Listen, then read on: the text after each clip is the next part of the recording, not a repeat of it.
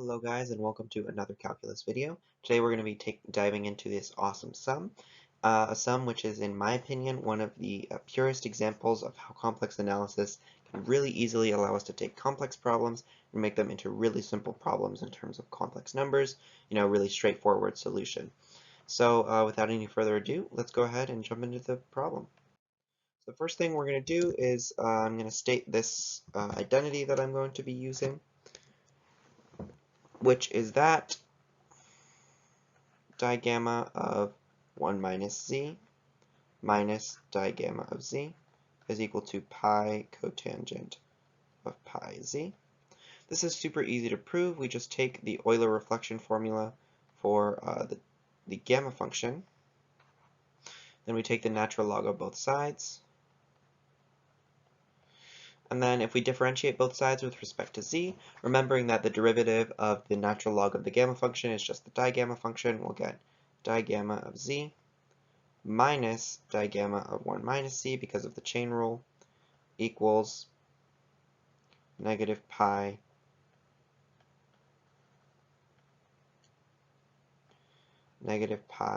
cotangent of pi z. Let me just go ahead and fix that right there. And that is a super useful formula in all sorts of different cases. Alright, so now let's go ahead and jump into this solving of the problem. So the first thing we're going to want to do with this awesome infinite sum is we're going to want to factor it. And that way we can use partial fractions and split it up into linear factors, which are a lot easier to deal with. Now either you can just use the quadratic formula, or in this case we can just notice that this n squared plus n plus 1, if we multiply it by n minus 1, you'll see that's actually equal to n cubed minus 1. So the roots we're looking at here are the complex cube roots of unity, because these are the solutions to the equation n cubed equals 1, excluding this solution. So you can use the quadratic formula, as I said, but in this case I just happen to know the solutions, which are that n equals negative 1/2 plus minus square root 3 over 2i. Those are really common.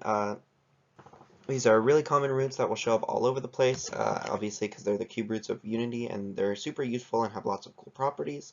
And so yeah, so that's what we're going to be using right now. So if I go ahead and plug that in right here, we're going to end up with the sum from n equals 0 to infinity of 1 over n plus 1/2 minus square root 3 over 2i times n plus 1/2 plus square root 3 over 2i. And then we're just going to go ahead and do partial fractions with this. We're going to be using the cover-up method, which just means you plug in a 0 into the rest of the rational function, excluding that one factor. It's super easy to use, and I made videos on it prior. So for this first factor, we're going to have over n plus 1/2 minus square root 3 over 2i. So that's the negative 1/2 plus square root 3 over 2i solution. So if we go ahead and plug that into the other one, we're going to have negative 1/2 plus 1/2 plus square root 3 over 2i plus square root 3 over 2i. So it's just going to overall end up being square root 3i, right? And then for that's going to be on the bottom. So we're going to have negative 1 over square root 3i. And in case you haven't already guessed, when we plug it into the other linear factor, it's just going to be exactly negative that. So we're going to have plus 1 over square root 3i over n plus 1/2 plus square root 3 over 2i. And now we're going to just do a super cool trick right here. We're going to add 1 over n plus 1 and subtract 1 over n plus 1, and then minus 1 over n plus 1. Then outside our summation, we're going to have gamma and then negative gamma. And this is going to allow us to transform this sum into two digamma functions. So if we go ahead and capture this right here, the negative 1 over root 3i, and then we combine that with this, or I'm sorry, actually when I'm doing this, I should be doing this differently. Technically I should be adding 1 over square root 3i times all of these, right? So if we go ahead and capture this term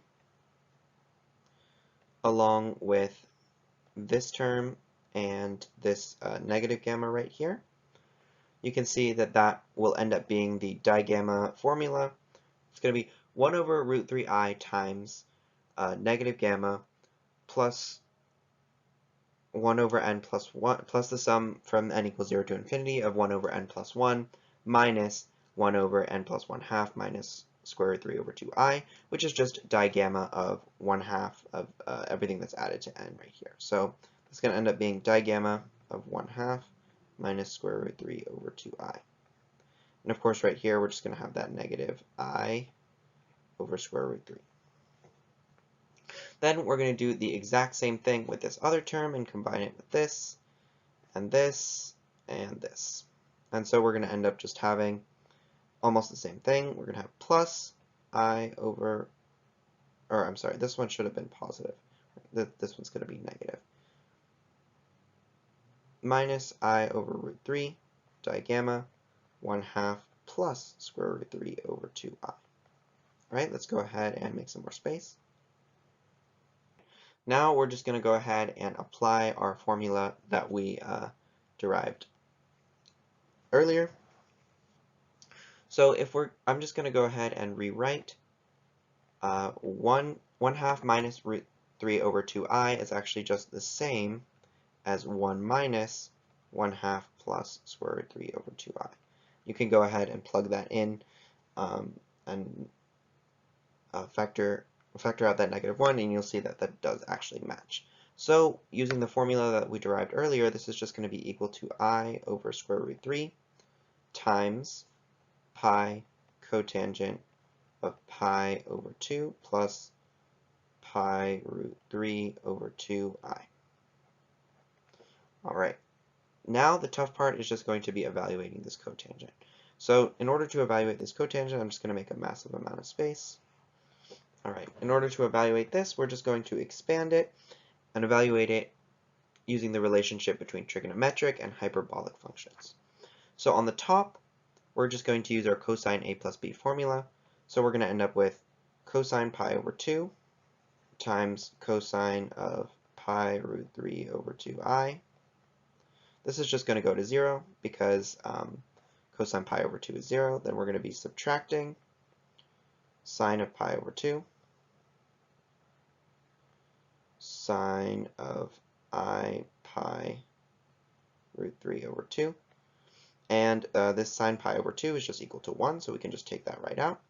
And sine of I anything is just I times sine h of that same thing. So we can write that in like that. And you'll notice that this negative I right here cancels with this I right here. And so we can just write this as 1 over root 3, and then just write this as a positive sign. Actually, we can just get rid of all this, and that's our entire numerator. All right, and then when we go ahead and work on the denominator, we're going to have sine pi over 2, which is just 1, times cosh of pi root 3 over 2, just because cosine of ix is equal to cosh of x, and so we can just delete that because that's the same thing. Then we're going to have plus cosine pi over 2, sine of, whatever. It doesn't matter because cosine pi over 2 is 0, and so this bit is also just going to disappear. So overall, since we have sine h over cosh of the same thing, we can just rewrite this whole thing as pi over square root 3 tan h of pi root 3 over 2. Just like that, we have evaluated this monster sum with complex roots and no clear way forward, and we've pretty easily just eliminated it and turned it into a very simple, straightforward function. So that's just the magic of complex analysis for you. Absolutely something that I love doing, just watching these sums and integrals and functions just kind of disappear and become something a lot simpler. So I hope you guys enjoyed the video, and I'll see you in the next one.